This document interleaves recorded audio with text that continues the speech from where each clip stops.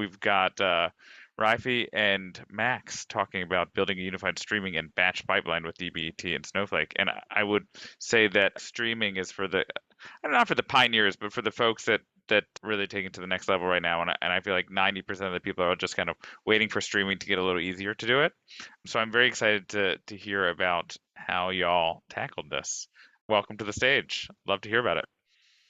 Awesome. Thanks for the introduction, Scott. So, hi, everyone. My name is Raify. I've been a data engineer here at WeWork for a couple of years. Let me just share my screen so we can get started. And I guess as I'm setting up, I'll just say my favorite Halloween costume was a stranger I saw in Broadway wearing a full-on pumpkin on his head and a black suit. And that was on Halloween, though. It wasn't just a random day on Broadway. Like 4 days ago. Okay, So, cool. Yeah, I was like, that kind of happens, 365 days a year in New York sometimes. Cool. Okay. So, hello everyone. Again, my name is Raify Hidalgo, and I'm joined by Max Kang, and we are data engineers at WeWork, which is a company that specializes in providing flexible workspace for members. Max and I are part of the central data team here, which focuses on providing core data products internally and working cross-functionally to meet our company reporting and analytics needs.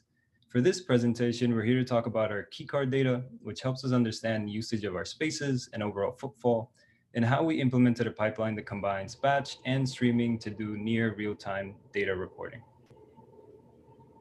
So first, a little history on how we used to do things. As it still is the case, our story begins with a member of the WeWork community grabbing their key card, a physical card similar to the one on the top right here on the slide, which allows them to access one or more buildings across the globe. And of course, a keycard's data journey starts with a swipe onto a reader, which is managed by a controller, all hardware pieces. And that swipe action and its relevant attributes is what we will call an event. And as part of step 2, the event is recorded and stored in a data center. The third step from there involves a replication of the event over to our data warehouse in a database specifically for events in their raw format. And lastly, we have a job that runs on a schedule to process the event in Snowflake, transform it, and make it available for our business stakeholders. A fairly typical ELT pipeline. Now, that model worked until we started to see some growing pains. See, the delays in the data grew to an inconvenient state. We were seeing over 10 hours of delay between a real-world swipe and when the event was made available to query. Generally, this meant our reporting was stale by a full day to avoid giving incomplete results, but there were more profound impacts. As we use our transformed data within internal tools and for key members of operations, this delay meant we found it difficult to do things like monitor utilization of our spaces, which became especially challenging during the early stage of COVID. This is when we needed to make sure we could see traffic changing at a location within the day and make decisions on providing extra support for staffing, sanitation, and community efforts, along with empowering our teams to manage the use of the space and recommend other locations if one was at capacity. The community is everything, so it was especially important to ensure our members could come into an office on any day and feel safe due to the cleanliness, the social distancing practices, and the available WeWork community team on site ready to provide support. And on top of use cases like that, as a business, we were on track to grow our product line.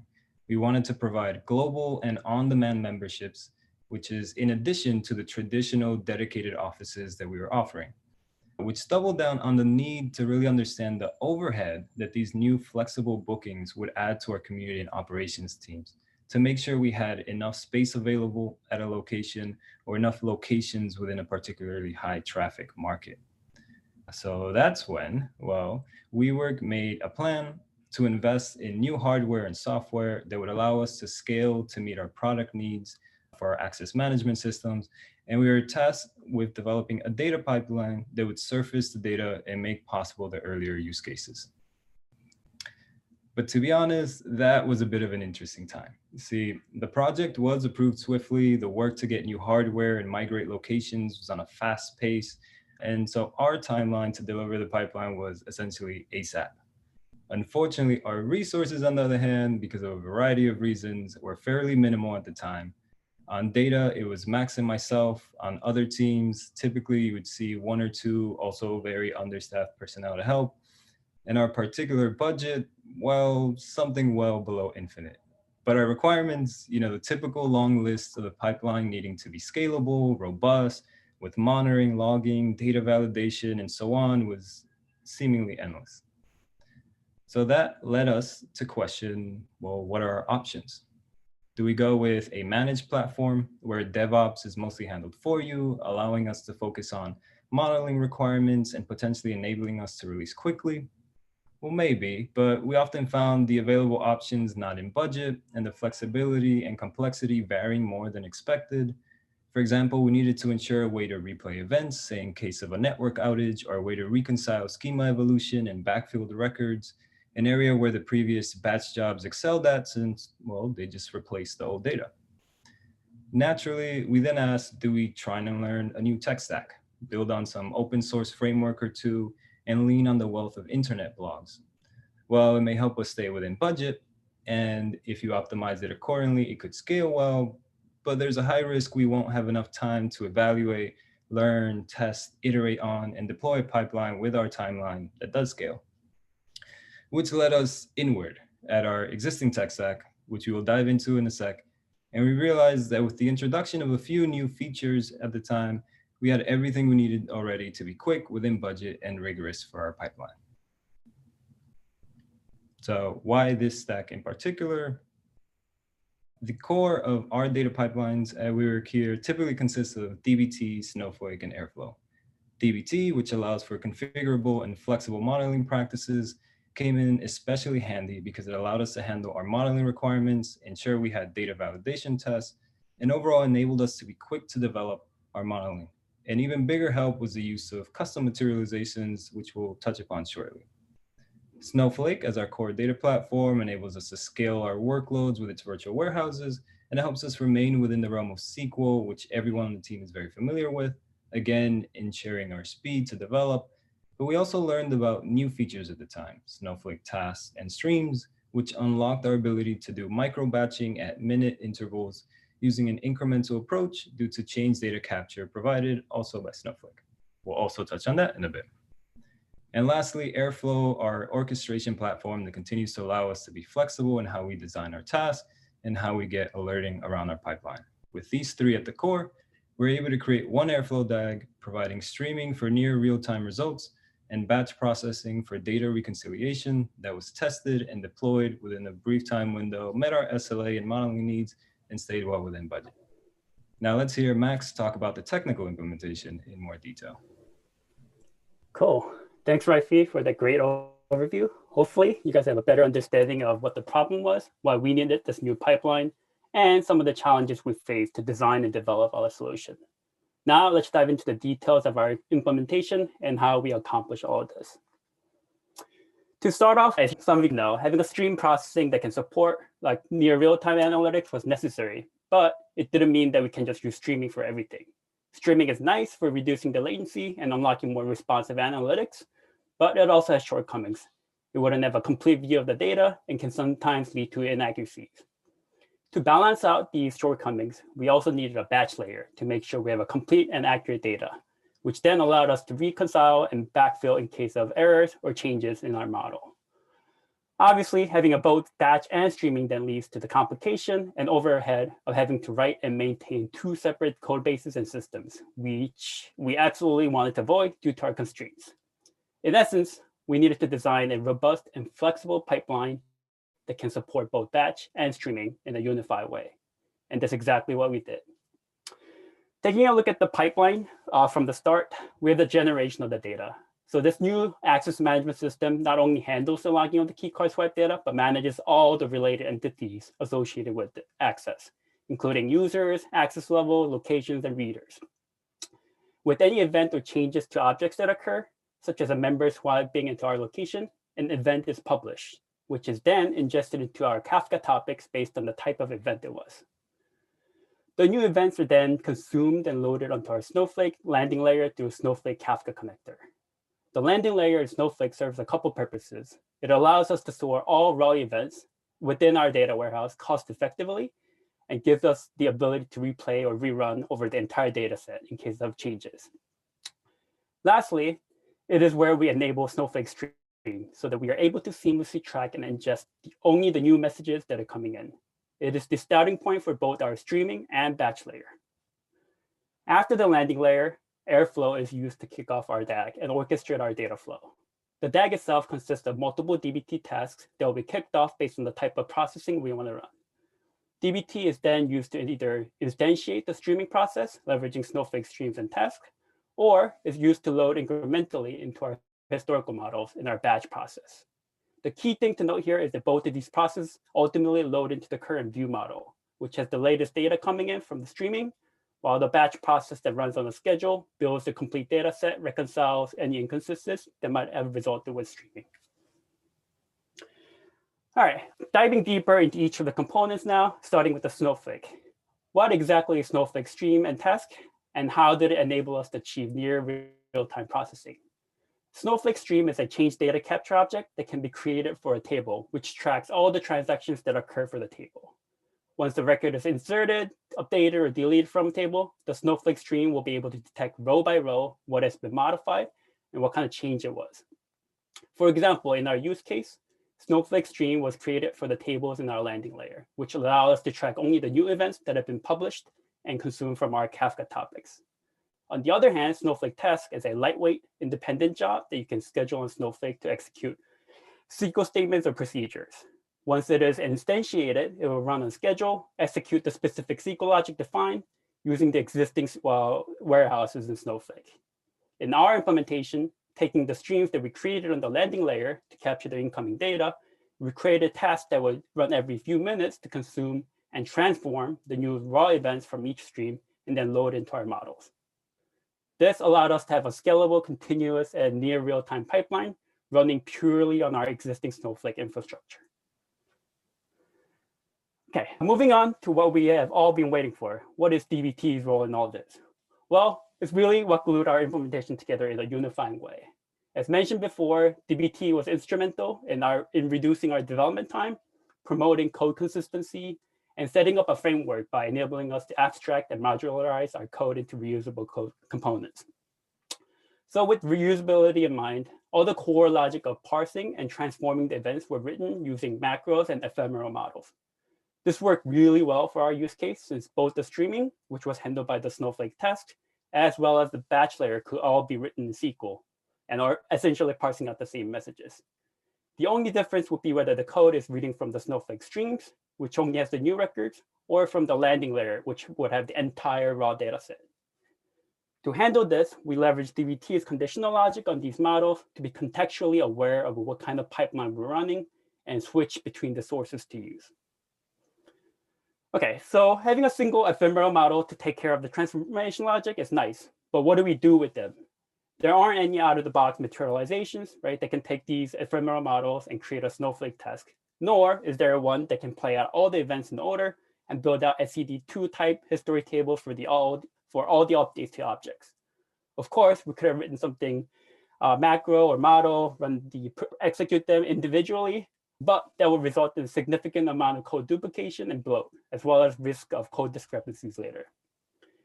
Since most of these events we're getting had a similar format, we just needed a way to abstract out the creation and handling of the update strategy to make it more modular and reusable.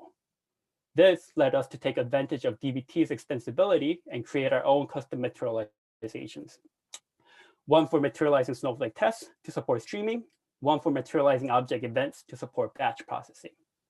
With these custom materializations, we're able to decouple the transformation logic, which is defined in our ephemeral models, from the materialization logic, and allowed us to unify the code base for both batch and streaming into a single one.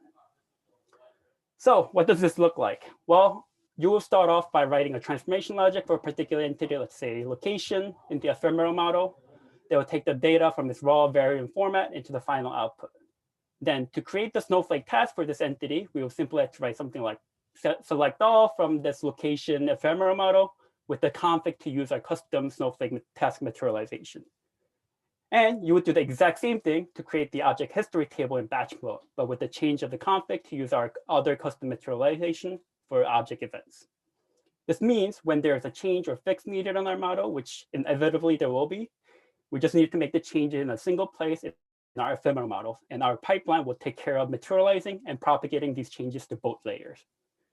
If this design pattern sounds familiar for all of you guys, because it's the design pattern that dbt uses. This allows our code to be consistent and follow the same pattern as all of our other dbt models, which improves code readability and dev time, which in turn makes it easy for other team members to be onboarded quickly. The final component to dbt was the testing and validation. The combination of out-of-the-box testing suites and other custom ones allowed us to validate not just the model itself, but also on the task metadata to monitor how well they're running. Once again, dbt provided a consolidated place for testing and monitoring to check on the status of all the different stages of our pipeline. And lastly, the final piece of our puzzle, Airflow. Airflow is our orchestrator that allowed us to control and support all of these different flows in a coherent and logical way. If it wasn't clear yet, we wanted to minimize the code base and have all the components managed in a single place. Thus, we came up with a single DAG to handle all the different use cases for our pipeline. The DAG will start off with suspending the Snowflake task if they're running to prevent any inconsistencies. It would then check for what kind of pipeline mode it should be running. It can run a full refresh mode in which it will fully refresh our batch and historical layer, as well as rebuild the task for streaming. This will be used if there are any changes or issues and we need to rebuild everything to remedy the issue. It can also support streaming update mode, which would be then used to update and instantiate our Snowflake task. Lastly, it will typically run a batch or incremental mode where it will load the batch layer incrementally. And depending on the pipeline mode that needs to run, the DAG would then correspondingly trigger the right dbt models to handle each data flow. Once that is completed, additional dbt tasks are run to collect metadata to run testing and validation, followed by resuming of the Snowflake test that was suspended at the beginning of the DAG run. Okay, so the design and implementation is nice and all, but did it actually yield any tangible and significant results? And the answer is a resounding yes. For one, we achieved over 99% in latency reduction, where we went from 10+ hours in our old system to less than 5 minutes with the new one for the time between a physical keycard swipe to it being available for reporting in our data warehouse. This implementation also resulted in a dramatic decrease in bugs in our systems, as well as reduction in submission for feature requests asking for better accuracy and latency in our keycard data. To our pleasure, this was followed by an increase in requests recently to adopt this near real-time data to unlock many other initiatives across the org that was not possible previously. All right, so you might ask then, so what are some of these initiatives or projects that you helped unlock? For one, more timely onboarding for our members. The marketing team is now able to see in near real time those who may be visiting our location for the first time and provide better member experience by providing guidance to make sure the experience goes as smoothly as possible for their first time in the location. Two, with the increased demand for flexible and hybrid workspace, it's important that our community and product teams can monitor the utilization of our spaces to properly manage and adopt our offerings more efficiently. This effort was made much easier and data-driven with our Azure pipeline. Additionally, it unlocked our operations team to better staff and respond to a surge in our spaces. For instance, we'll be able to shift more staffing to certain levels or buildings if we see that there has been an increase in activity there over others. And lastly, for us, it laid the foundation and framework for any future data pipelines requiring streaming or batch or both. Thank you so much, Max. Okay, so all in all, we came away with a lot of lessons from this project. But our key takeaways are summarized here on this slide, just a few, as we couldn't fit them all into one. For starters, dbt's flexibility was a key component, and while we knew its benefits coming in, we didn't know quite how powerful their extensible design was until we started leveraging their custom materializations and looking into really the guts of how a model gets created, making it easier for us to interact with other tools and systems. Which goes hand in hand with the second point, which is really for anybody to stay up to date with changes in your existing tech stack, maybe carve out some time every once in a while to do so. It's admittedly simple, but setting the intention to do this and making the time to retrospect can be difficult to do with so much going on at all times and so many things changing in parallel. In our case, it really helped just learning about Snowflake tasks and streams, which we hadn't seen before at the time. third, on the project side, document aggressively. We came into the project knowing we would need to have a lot of documentation that would cover the trade-offs, the architecture designs, the ERDs, the requirements, and so on. But it's those moments when you Slack your teammate about an edge case you found or an implementation detail you just learned about that should also be documented. And doing that can really save you a lot of time later if you run into the same thing and you weren't expecting it. Next, monitoring was what we found to be the most challenging. There's rarely going to be a single tool or a single dashboard you can make to help you see the whole picture. So monitoring deserves its own planning session with well-defined metrics and enough time to work on. And lastly, as we wrap up, make sure to plan for plans to change. Try to give yourself a buffer between phases of the project. You can always start a phase early, but starting one late can be detrimental to your timelines. And if you're stressing over wrapping up, you may not make the best decisions for the long-term health of your pipeline. Well, that's all from us on our work with WeWork Keycard Data. I hope it was helpful. Shameless plug, we are hiring across our data organization. If anyone is interested, you can check our careers page or reach out to Lucian, who is the data engineering manager on the team. Thank you all. Wow. I mean, that was pretty awesome. I mean, I have about a gazillion questions, but are there questions from the group first? Because I will fire away. I mean, I will throw a starter. It was kind of along the lines of your last slide. You know, streams and tasks feel like not commonly used Snowflake features, but they're super powerful. How did you navigate the learning curve? Did you find that there was good documentation, community support, or was it a little bit of kind of figuring it out on your own? Start with this one. So when we first ran into them, it was a very early on time. So in terms of documentation, it was a little sparse, but that's where we started. And I think we had a very clear goal in mind, which was we wanted to lower the latency between the time in which the event would come into our raw database where our stakeholders don't have access to, and the time in which it gets transformed and made available in our downstream data sets. And so when we were looking at alternatives, it was just good to see from the Snowflake side that there was already something that inside of the warehouse we could leverage. And so documentation was the very first place we looked. And then it was just seeing, does it continue to fit in terms of our code reusability, in terms of how we can instantiate them, making sure we had tests for them. So like even the fact that Snowflake had this metadata data set for tasks, and that we can see that, use that, test it to see if any runs failed. Like all of those were key components we were looking at, and that just like fit the already set priorities we had. Cool. So then from there, it's just iterating. Yeah, we did have to do a lot of trial and error. We found that like some of the obviously like edge cases, right, were not really documented. And obviously it being a new feature, we kind of expected to run into them. But yeah, I mean, it was a good learning experience, and does one of the bullet point that we have for lessons learned is document aggressively, because it will definitely help for our next implementations. Amazing. That's awesome. Yeah, I mean, I feel like I'm going to pick your brain about streams and tasks. I think we have time for one more question. I've got a bunch. Anybody else have questions? Yeah, go for it, Sam. Oh, or is it Andres? You got one, and then go Andres and then Sam. We can fit two. Okay. So two-part question. Did you use dbt Cloud as well before? No, we actually use our own dbt. So we use within our Airflow, we leverage open source dbt as a separate like virtual Python env operator.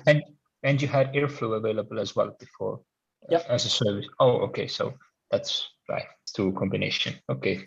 Yeah, that's an answer. So you did not have to make a choice between using Airflow in combination with the dbt and dbt Cloud and everything all together. Yeah. Okay. Yep. So Snowflake, Airflow, and dbt was already in our stack. It was used heavily across our data pipelines and models. We just leveraged it in a slightly different way to fit our use case here. How often does the Airflow tag run? I'm sorry, I'm going over my line of questions, but is that... We'll allow it. Yeah. Since Scott said yes, yeah, it runs every 2 hours now, but obviously Airflow could be scheduled to run quicker, right? And obviously we have the streaming and the task running I think currently every 5 minutes or so. So task, if you guys don't know, it's like cron schedule based currently at least. So the fastest it could run is every minute. So we could potentially reduce that to get even lower latency, but 5 minutes is what we settled on for now. Awesome, thanks. Sam, you want to throw your last question and then we'll wrap up? Yeah, real quick. I think on an earlier slide you mentioned fairly upstream in the pipeline you had to support, I think, inserts, updates, and deletes. Is there any more detail on the deletes or any considerations or complications that brought that you could speak to? Yeah, so kind of semi-luckily for us is we also work with our product team that developed this like ingester, or like Kafka importer ingester. And from there, like the importer is actually able to detect deletes coming in from our access management system. And he'll basically send out like empty with the deleted, like soft deleted messages, which we would then parse out using our custom materializations. So that was one of the trickier parts, is to be able to handle the deletes as well as inserts, updates, and building out the events in our historical model. Cool, thanks. Okay. Well, thank you, Raify. Thank you, Max. This was really impressive. And, I'm going to, because I feel like everybody that spoke today are really awesome people and super nice and open to this, I'm going to volunteer them and say, DM them on Slack, reach out, ask questions. I mean, we're all in this community that we're paying it forward and sharing knowledge. Thanks again for showing up. Hopefully we'll do some sort of hybrid in-person event at some point, but great to see all these familiar faces, and thanks for knocking out of the park, presenters.